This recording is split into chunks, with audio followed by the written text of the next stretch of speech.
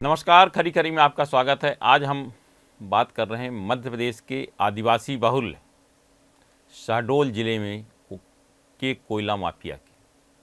वह कोयला माफिया कितना ताकतवर है कि प्रशासन पूरी तरह से उसके सामने नतमस्तक है। सरकार ने दृढ़ इच्छा शक्ति से मध्य प्रदेश से नक्सली समस्या समाप्त कर दिया, लेकिन कोल माफिया समाप्त नहीं हो रहे हैं। क्या वो नक्सलियों से भी भारी हैं या उनको किसका संरक्षण है? निश्चित रूप से प्रशासन के संरक्षण के बिना अवैध काम नहीं हो सकता। जो हमारी जानकारी है, मुख्यमंत्री डॉक्टर मोहन यादव ने काफ़ी सख्त निर्देश दिए हैं कि हर हालत में कोल माफिया को समाप्त करना है शहडोल से। लेकिन क्या वहाँ प्रशासन से मतलब होता है कलेक्टर एसपी, मुख्यमंत्री की नहीं सुन रहे हैं या कोई और कारण है? आखिर क्यों कोल माफिया इतना पावरफुल हो गया कि चाह कर भी कोई कार्रवाई नहीं? ऐसा नहीं है कि माफिया पर नकेल नहीं लगाई जा सकती। इस मामले में मैं कहूँगा कि शहडोल ज़िले में कोल माफिया पर सख्ती एक समय था जब राघवेंद्र सिंह कलेक्टर थे तब हुई थी, उसके बाद बंद था। और फिर एक समय वहाँ एसपी थे अवधेश गोस्वामी, उस समय बंद था। कोल माफिया की बिल्कुल नहीं चली। ऐसा नहीं है कि प्रशासन अगर चाह ले तो माफिया पर नकेल नहीं लगाया जा सकता, लेकिन ऐसा हो नहीं रहा है। आखिर ये माफिया कौन है? शहडोल ज़िले में प्रदेश के हर जगह अवैध उत्खनन हो रहा है, अवैध रेत की चोरी हो रही है, कोयला अवैध निकाला जा रहा, लेकिन सब जगह कार्रवाई हो रही है। लेकिन शहडोल एकमात्र ऐसा ज़िला है जहां कोई कार्रवाई नहीं हो रही। बताया जाता है कि एक मीटिंग में मुख्यमंत्री ने काफ़ी नाराज़गी व्यक्त की थी, उसके बाद भी वहां के अधिकारियों पर कोई फर्क नहीं पड़ा। बताया जा रहा कि उससे जिस तरह से माफिया हावी है प्रशासन पर, तो मुख्यमंत्री डॉक्टर मोहन यादव, मुख्य सचिव अनुराग जैन और पुलिस महानिदेशक कैलाश मकवाणा काफ़ी नाराज़ हैं। आप देखिएगा जल्द ही अब वहाँ के कलेक्टर एसपी पर कड़ी कार्रवाई होने वाली है, क्योंकि अब अगर माफिया प्रशासन पर हावी है तो फिर प्रशासन के रहने का कोई मतलब नहीं है। ऐसा नहीं, हर आदमी जानता है, हर आदमी को मालूम है कि कहाँ से अवैध कोयला निकल रहा है।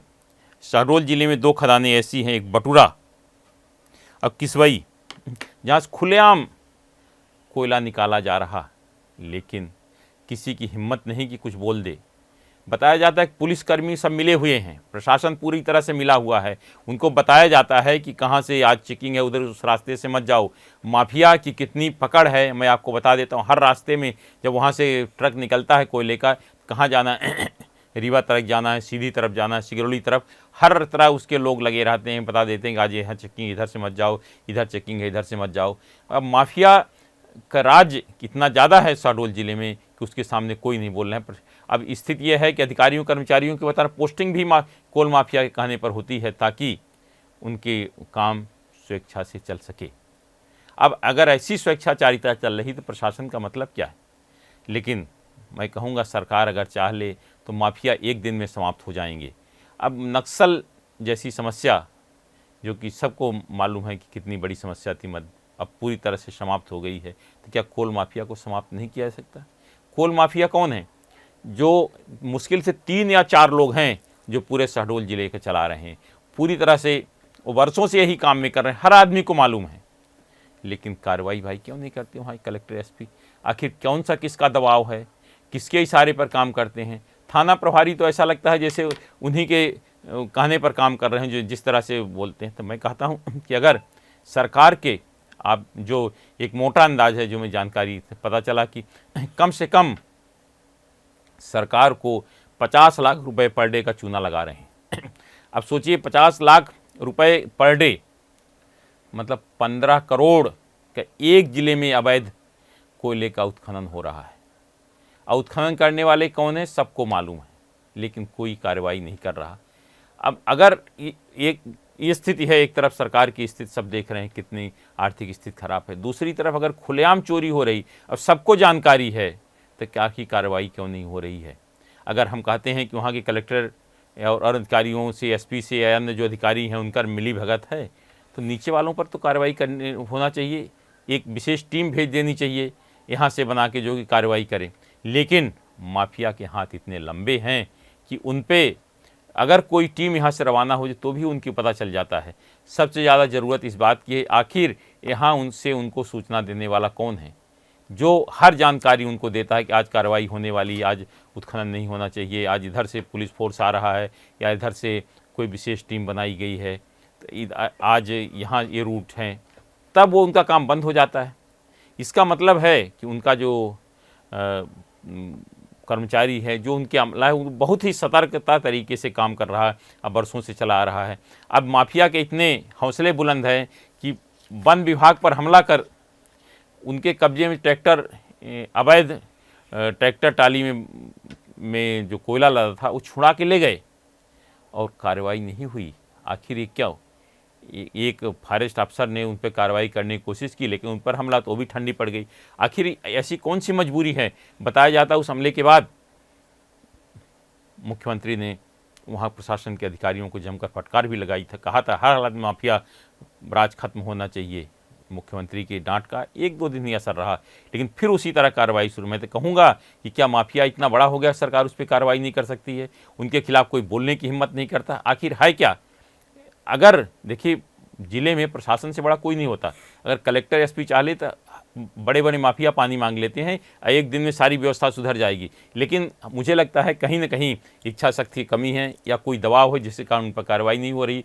थाना प्रभारी की स्थिति यह है, वहाँ के जो इस तरह कोयले वाले थाने, वहाँ के लिए लाइन लगी रहती है। आरक्षक के पोस्टिंग भी के लिए लोग इतना सोर्स लगाते हैं कि वहाँ चले जाएँ। आखिर माफिया राज कब तक चलेगा? हर तरह के माफिया समाप्त हो रहे हैं, लेकिन इस तरह के जो कोल माफिया हैं या खनिज माफिया क्यों लगातार उग रहे हैं या लगातार बढ़ते जा रहे हैं? इन पर सख्ती से कार्रवाई की ज़रूरत है। और किस तरह से, जो मैं आपको दिखा रहा हूं कि वन विभाग के अमले पर किस तरह हमला कर कोयला माफिया के लोग ट्रैक्टर छुड़ा ले गए, जरा देखिए। उसके बाद भी किसी पर सख्त एक्शन नहीं हुआ। मैं तो कहता हूँ हर आदमी को मालूम है 3 या 4 लोग हैं और उनके खिलाफ कार्रवाई कर दिए, नशे कर दिए, जिले से बाहर, देखिए अब सब सुधर जाएंगे। लेकिन क्यों नहीं कार्रवाई हो रही? या निश्चित रूप से प्रशासन के लिए बड़ी चुनौती है। प्रशासन से बड़ा कोई भी माफिया नहीं होता। आखिर ऐसे लोगों पर कौन संरक्षण दे रहा, क्या दे रहा? मैं कहूँगा अगर ऐसे लोग पर कार्रवाई नहीं कर पा रहे हैं तो वहाँ के अधिकारियों को तत्काल प्रभाव से हटाकर ऐसे अधिकारियों को पदस्थ करना चाहिए जो कि उन पर कार्रवाई कर सकें, क्योंकि माफिया राज प्रदेश में नहीं चलना चाहिए। जब मुख्यमंत्री या मुख्य सचिव व पुलिस महानिदेशक सख्ती की बात करते हैं, हर तरह के माफिया समाप्त करने की बात करते हैं, आम जनता को राहत की बात करते हैं, तो माफिया क्यों नहीं समाप्त हो रहे हैं? विशेषकर मुझे लगता है कि हर जिले में, कई जिलों में बंद हुआ कोयले का उत्खनन, बैतूल जिले में फिर शुरू हुआ, फिर कार्रवाई हुई, लेकिन कार्रवाई भी दिखाने के लिए हुई है। तो धीरे धीरे अन्य जिलों, अगर जिस तरह से शहडोल में कार्रवाई नहीं हो रही है और माफिया के हौसले बुलंद हो रहे हैं, उसका देखिए अन्य जिलों में इस तरह की स्थिति उत्पन्न हो रही है। तो मैं कहता हूँ तत्काल इस पर रोक लगाना चाहिए और जो भी लोग हैं उन पर सख्त से सख्त कार्रवाई करना चाहिए। और पब्लिक वाणी के पास फोटो सहित पूरे तथ्य मौजूद हैं, कौन कौन लोग करते हैं ये काम, उसकी भी जानकारी है। प्रशासन अगर कहेगा तो उसको उपलब्ध भी करा दिया जाएगा, लेकिन ज़रूरत इस बात की है कि उपलब्धता के बाद कार्रवाई की जाए, न कि उसको ठंडे बस्ते में डाल दिया जाए। मेरा आपसे अनुरोध है दर्शकों से, जो आसपास के हैं शहडोल या उसके उधर आसपास जिस तरह से इस तरह अवैध उत्खनन हो रहा है कोयले का, अगर आपके पास भी कोई जानकारी है तो कमेंट बॉक्स पर हमें कमेंट करके ज़रूर बताइए, या अगर नहीं है तो आप हमारे चैनल के मोबाइल नंबर पर भी बता सकते हैं, आपका नाम गोपनीय रखा जाएगा।